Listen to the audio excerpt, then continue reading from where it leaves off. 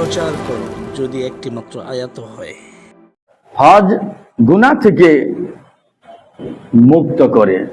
আন আবি হুরায়রা রাদিয়াল্লাহু আনহু قال قال رسول الله صلى الله عليه وسلم من حج لله فلم يرفث ولم يفسق رجع كيوم ولدته امه رواه البخاري ومسلم।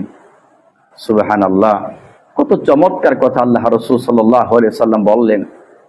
আবু হুরায়রা রাদিয়াল্লাহু আনহু বলেন, আল্লাহ নবী সাল্লাল্লাহু আলাইহি ওয়াসাল্লাম বলছেন, যারা কেবলমাত্র শুধুমাত্র একমাত্র আল্লাহর সন্তুষ্টির জন্য, আল্লাহকে রাজি এবং খুশি করার জন্য যারা হজ করবে, তাতে সে কোনো অশ্লীল, বেহায়াপনা, অশ্লীলতা কোনো কাজ করবে না এবং কোনো অশ্লীল কথাবার্তা বলবে না।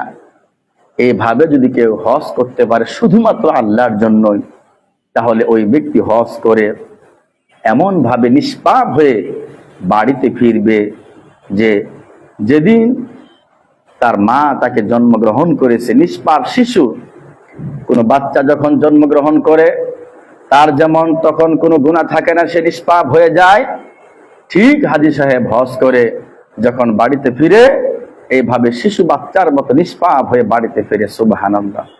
উক্ত হাদিস বুখারী মুসলিমের হাদিস থেকে আমরা স্পষ্ট বুঝতে পারলাম যে হজ্জের মাধ্যমে আল্লাহ রাব্বুল আলামিন সগীরা কাবীরা সকল গুনাহ আল্লাহ তাআলা মাফ করে দেন। সব গুনাহ মাফ করে নিষ্পাপ শিশুর মতো আল্লাহ তাআলা হাজী সাহেবকে বানিয়ে দেন। সুবহানাল্লাহ। হজ এমন গুরুত্বপূর্ণ একটি ইবাদত।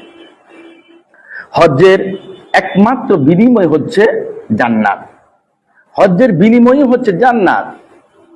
এ মর্মে রাসূল সাল্লাল্লাহু আলাইহি ওয়াসাল্লামের হাদিস এসেছে, আন আবি হুরায়রা রাদিয়াল্লাহু আনহু قال قال رسول الله صلى الله عليه وسلم العمرة إلى العمرة كفارة لما بينهما والحج المبرور ليس له جزاء إلا الجنة رواه البخاري ومسلم।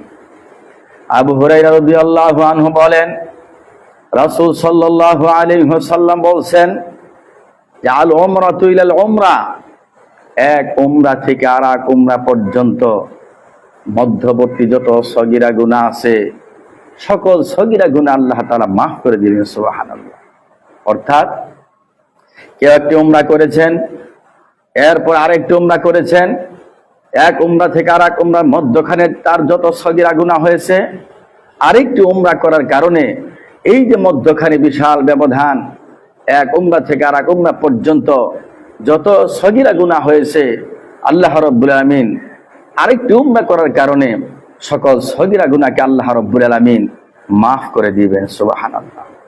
ওয়াল হাজ্জুল মাবরুর লাইসা লাহু জাযাউন ইল্লাল জান্নাহ, আর কবুলকৃত হজের কোনো জাযা নাই, কোনো বিনিময় নাই, কোনো জাযা নাই, আছে ইল্লাল জান্নাহ, তা হচ্ছে জান্নাত। সুবহানাল্লাহ।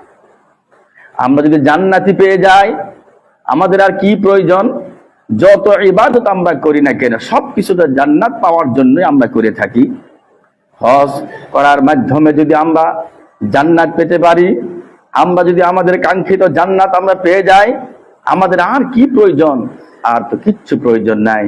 এই হজ এমন একটি ইবাদত যার বিনিময়ে আপনি সরাসরি আল্লাহ রাব্বুল আমিনের জান্নাতে প্রবেশ করতে পারবেন।